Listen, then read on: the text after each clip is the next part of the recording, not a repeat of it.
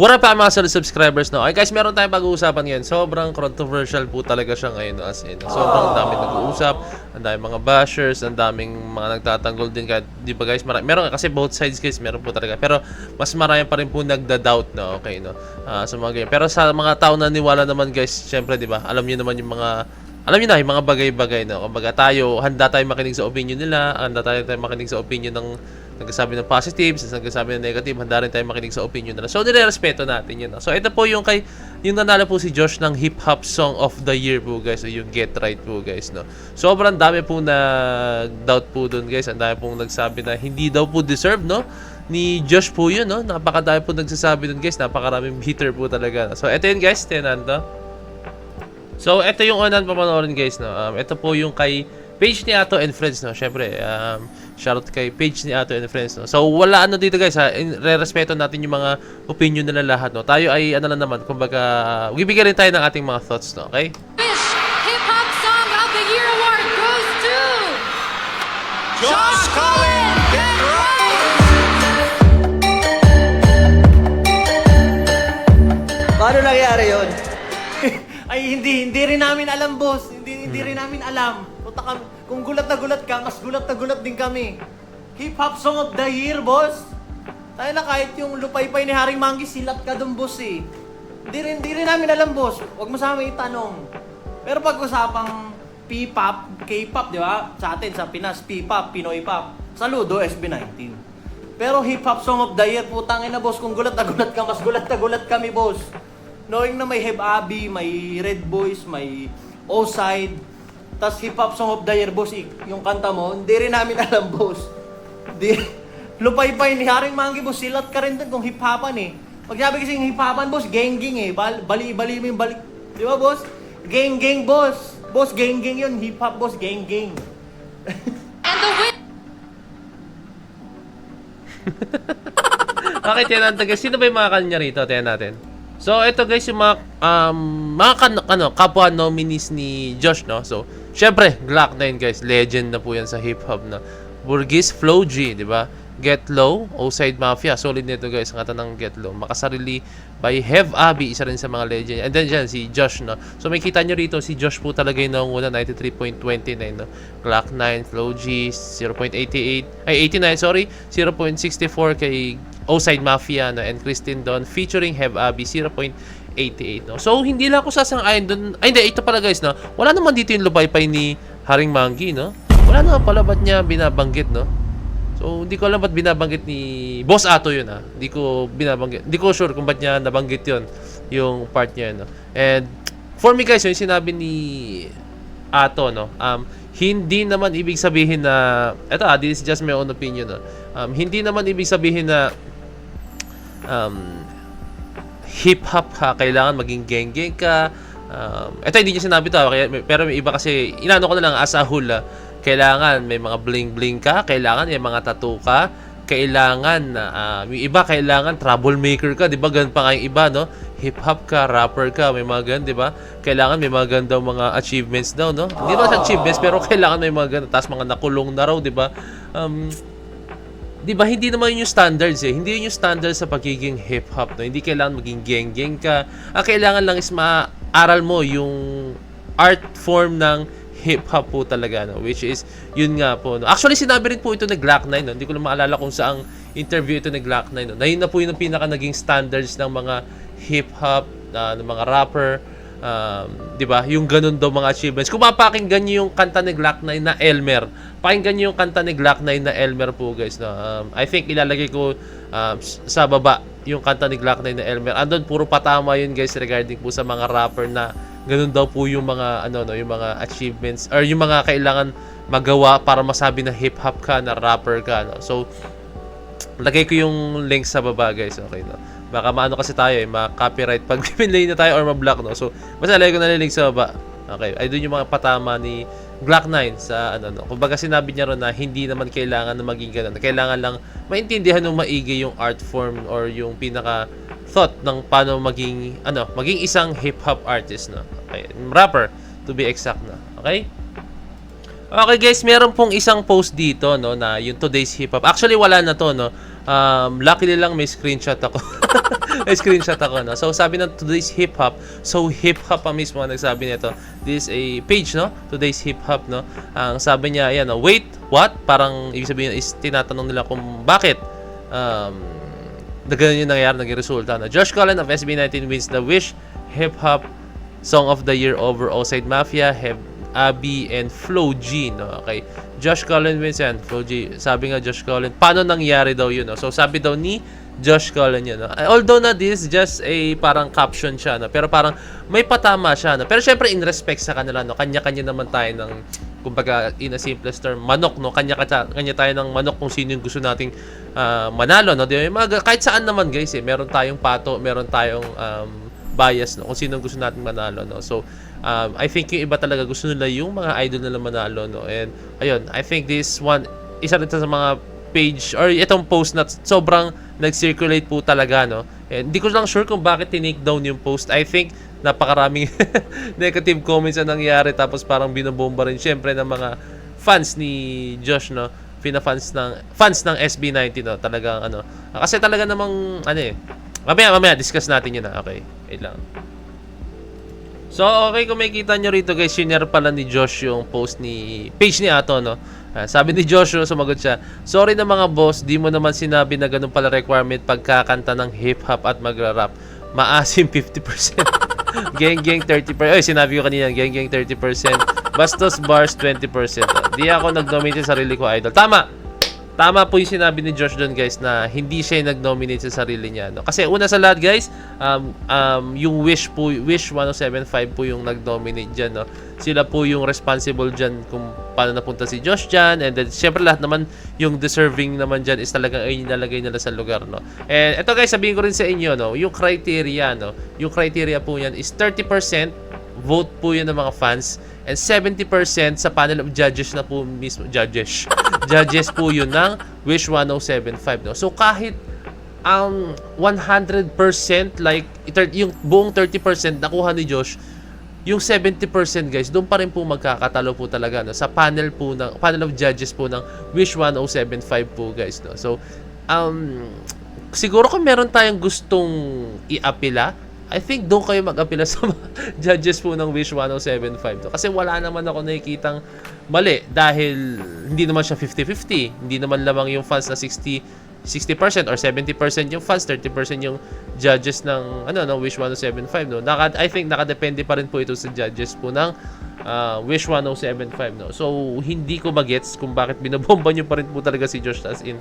So ayun lang naman, I think ginagawa lang naman niya yung passion niya, which is sa hip hop, no. And dagdag ko lang guys, yung hip hop po ngayon is talagang nag-e-evolve na po talaga. Nasanay kasi tayo guys pag yung hip hop kailangan yung beat niya is talagang alam mo yun, yung tempo niya is yung mapapag-groove ko po talaga, no? And then yung mga bagsakan niya talagang yung normal na beats po talaga ng hip hop, ng mga rap, yung ayun po talaga, no? Like yan yung mga maangas, like magpapakita ng bling bling sa iyo tapos biglang maglalabas ng gold, magpapakita ng mga sports car, di ba? Yun yung kasi napapansin ng mga tao pag nakita nila yun, ay ang tunay na hip hop, di ba? May mga ganun. Pero nag-e-evolve po kasi talaga ngayon guys, no. Mismo mga rapper na rin po nagsasabi na talagang nag-e-evolve po din po talaga. And ayun, as in it's evolution po talaga. Ako nga guys, kahit ako share ko lang sa inyo, ako sumasayaw ako guys, no. Ngayon as in sobrang grabe na po yung generation ng pagsasayaw, no. Dati ang dating main style lang po na sayaw is popping, locking, and then breakdancing or b-boy, yan. Popping, locking, and breakdancing, no. Yan lang po yung tatlo, no.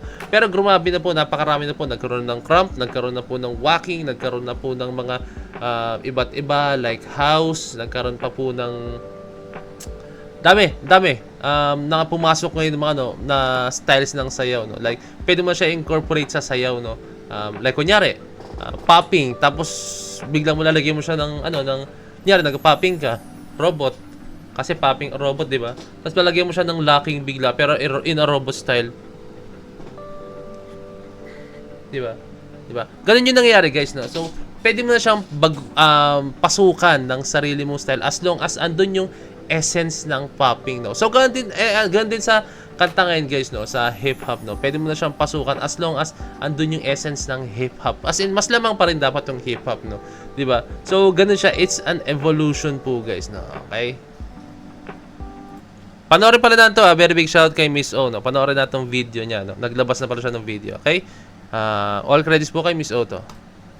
Josh Collins slammed Peter Fan over his Wish Music Awards win. Ganun siya. Braces pala si Josh. Eto na nga, nag-reply na si Josh sa isang Peter Fan na di matanggap ang kanyang pagkapanalo sa Filter. Wish Hip Hop Song of the Year sa Wish Music Awards. Paano nangyari yun? Ay, hindi rin namin alam, boss. Hindi rin namin alam. Puta kami, kung gulat na Usually, gulat guys, ka, yung mas ganong gulat na gulat response, din yung kami. paano nangyari yun, no?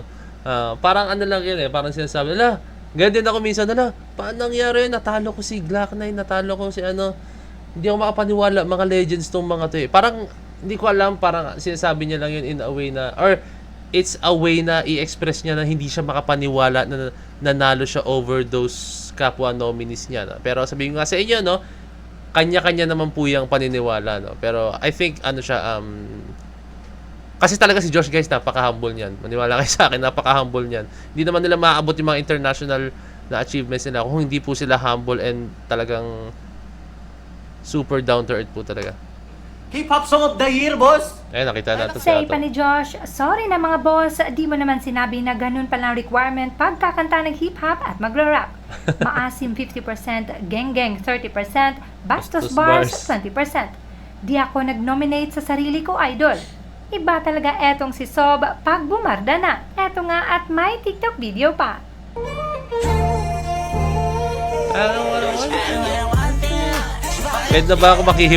Pwede na ba ako makihip hop, mga boss? So guys, ito, nagko-connect ha. Ganti sinabi ko sa inyo kanina, di ba? Nag-braces siya, pinakita niya yung mga bling-bling, tapos yung attire ng mga hip hop naka-shades, di ba? Yan yung ano, yung usual na nakikita nan sa mga pinapasok yung larangan na, or yung style na hip hop or yung sa pagra-rap, no? Usually yan yung nakikita natin, like maangas, sinabi ko kanina, naglalabas ng sports car. Tapos may mga minsan pa nga may mga babae pa sa gilid, di ba, sumasayaw, di ba? Yung mga ganun, no? So kasi eto, sabihin ko sa inyo, si Glock 9. Tingnan niyo maigi.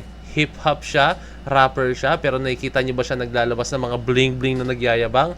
Nakita niyo ba si Glock 9 na naka-shades na ganyan? Nakita niyo ba si Glock 9 na gumawa ng kanta na may mga sports car? So I think sige nga, subukan niyo nga sabihin kay Glock 9 na hindi hip-hop yun, di ba? Sabihin nyo kay Glock 9 yun. Tingnan natin kung sino ang masasampal ng katotohanan, di ba? Ganun lang siya, guys. Ganun lang, no? Eto talaga ang problema ng mga nagmamarunong at kahit simpleng Google ay hindi pa magawa. Tama. FYI, hip-hop as a genre has Ito, tama. different types in Goods to na ano ni Miss O, no? So, ayan. May different types of hip-hop music. Gangsta rap, trap, boom bap, drill, jazz rap, Latin rap. Tiyan mo, napakarami, no? Nagkaroon pa ng jazz rap, oh. Ang dami na po pala talaga, no? Latin rap, rap rock, o rap rock, di ba? Ganito yung ginagawa ng... pero alam ko rap metal yun, eh. Sa Linkin Park, di ba? Nag-mix na siya. Ang dami nag-doubt nun, di ba? Ang dami nag-doubt sa ganung klaseng style ng Linkin Park before. Pero tingnan nyo, nag-work siya, guys, di ba? Cloud rap and conscious hip-hop. including gangsta rap, trap, boom bap, drill, jazz rap, Latin trap, rap rock, cloud rap, and conscious hip hop. Now, Josh Collins' Get Right is an integration of EDM, hip hop, and Okay. Produced by SB19 singer and rapper Get Right. Marks a new era for Josh as it seamlessly integrated with EDM, electro dance music, no, hip hop and hyper pop influences into one bass heavy production. No? hyperpop influences into one bass heavy production. And Josh saying na paano nangyari yun. Ayun, no, nakita nyo yun, guys, no? Naka-incorporate pa rin dun yung hip-hop, no? As long as nandun yung essence ng hip-hop, mas lamang siya, no? Diba? Like, kunyari, 70% hip-hop and the rest, yung music niya, hindi naman nangingibaboy. Sobra yung mga ibang, ano, no? Genre or style. Hyperpop influences into one bass heavy production.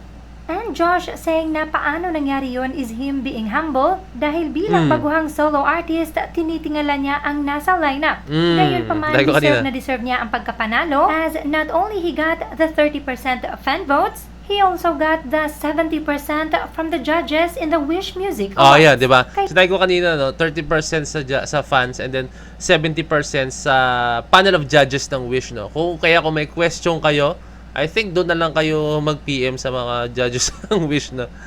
Kaya sa mga nagrereklamo, open your minds dahil sa lawak ng hip-hop, lahat ay kasya. Tama, di ba? Lahat ay kaso sa nag-evolve po kasi talaga yun. So ayun, I hope guys na naliwanagan tayo no. So this is just my own opinion kung gusto niyo po ng mas malawak na discussion, no, I think comment kayo down below, no, and discuss na sa susunod po natin na video, no. Pero for me, panel of judges ng Wish 107, no, hindi naman yan hindi naman sila magdedesisyon sa isang bagay na ikakasira nila, no. And Wish 1075 po guys, so ang tagal na yan, legit na po talagang maalam, kumbaga alam na yung pasikot-sikot sa music po talaga, no? So I think hindi naman sila gagawa ng isang bagay, hindi kakasira nila, no? And syempre congratulations kay Josh, and nagustuhan ko rin sa ginawa ni Josh, no? Hindi siya nagpa-apekto, no? Kumbaga parang sinakyan pa nga niya yung mga ganong klaseng mga yung ganong klaseng mga mga negative vibes, diba? So that's just shows guys na kung gaano katatag na tao po talaga si Josh, no? At pinapakita niya lang po guys na ay yung mga ganitong bagay may okay, wala sa akin to. Mas marami na kayong pinagdaanan before, no? May mga ganun, di ba? Alam niyo na, mas grabe yung pinagdaanan ng SB19 and Jen Josh, no? Kung bagay mga ganyang bagay, parang wala na lang sa kanya, di ba? Nakakatuwa lang guys na may mga ganyan tao, no? I think yung iba, si Josh talagang intinake niya yun in a silly way, or di ko lang kung tamang term, no? Basta tinake niyo yun in a good way, hindi yung like, sino mo tong bombahin niyo yung ito yung, mga ganun, di ba? Pero syempre guys, ulitin ko irespeto natin yung opinion ng ibang tao, like yung kay Ato, irespeto natin yun, walang problema, no? Syempre kanya-kanyang opinion po yan, and then yung page na pinakita ko kanina, irespeto po natin yun guys, no? And then kung sino man magko-comment, as long as hindi naman sila nakakasakit, like parang sobrang parang in a simplest way or simplest term, parang below the belt, no, yung mga ganung as long as hindi naman, no, basta hayaan nyo na lang, no, kumbaga opinion nila yan. So and guys, maraming salamat pa na ang video, no, and I hope na kahit paano is naliwanagan kayo sa aking mga discuss. So this is Point of View signing out. Peace. Let's G.